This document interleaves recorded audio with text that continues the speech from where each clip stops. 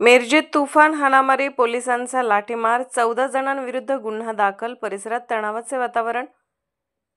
मिरज शहरातील गुरुवार पेठेतील तहसीलदार गल्लीत किरकोळ कारणावरून 2 गटांमध्ये झालेल्या तुफान हाणामारीने परिसरात तणावाचे वातावरण निर्माण झाले आहे.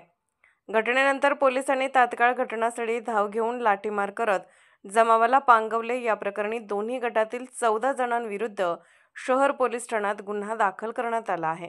घटनेची सुरुवात मंगळवारी रात्री झाली.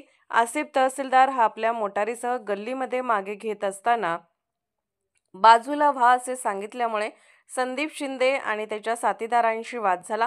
क्षणातच हा वाद चिघळला आणि दोन्ही बाजूत हाणामारी सुरू झाली. यामध्ये आसिफ तहसीलदार जखमी झाला. घटनेनंतर दोन्ही गटांचे समर्थक मोठ्या संख्येने एकत्र आले आणि परिस्थिती तणावपूर्ण बनली.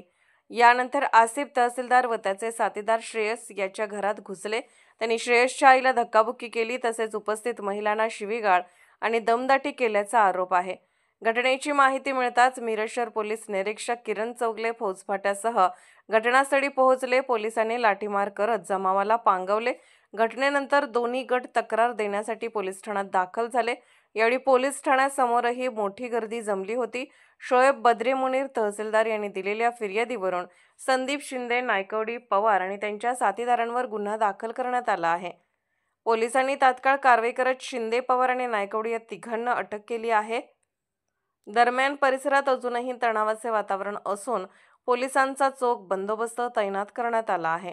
पुढील तपास शहर पोलीस ठाण्याचे पथक करत आहे.